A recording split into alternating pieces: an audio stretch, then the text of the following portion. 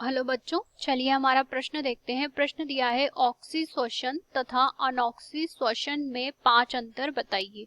अगर इस प्रश्न की बात करें तो सबसे पहले देखते हैं इस प्रश्न की मुख्य अवधारणा को। प्रश्न की मुख्य अवधारणा के अंतर्गत हम यहाँ पर कह सकते हैं कि प्रत्येक जीव के अंतर्गत यहाँ पर जो है विभिन्न प्रकार की कोशिकाएं पाई जाती है, और कोशिकाओं के अंतर्गत जो है एक क्रिया जो होती है वो निश्चित रूप से संपन्न होती है, जिसे हम श्वसन के नाम से जानते हैं।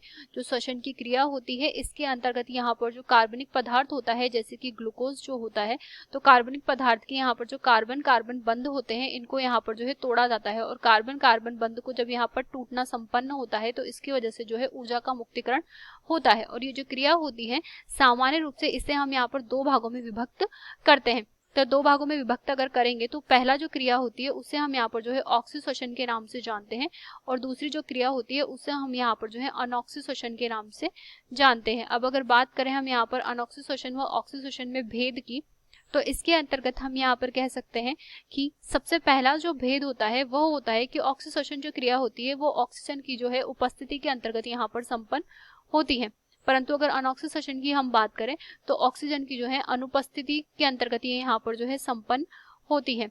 इसके पश्चात हम यहाँ पर कह सकते हैं कि जो ऑक्सीश्वसन होता है इसके अंतर्गत जो स्थान कोशिका का उपयोग में लाया जाता है वह स्थान होता है कि ये जो होता है कोशिका द्रव्य में माइटोकॉन्ड्रिया जो होते हैं, तो माइटोकॉन्ड्रिया के अंतर्गत यहाँ पर जो है सामान्य रूप से संपन्न होता है। तो ये यहाँ पर इसका स्थान जो है माइटोकॉन्ड्रिया हो गया। और अगर अनॉक्सीश्वसन की हम यहाँ पर बात करें तो इसके अंतर्गत हम यहाँ पर अगर स्थान की बात करें तो ये सिर्फ यहाँ पर जो कोशिका का कोशिका द्रव्य होता है उसके अंतर्गत ही संपन्न हो जाता है।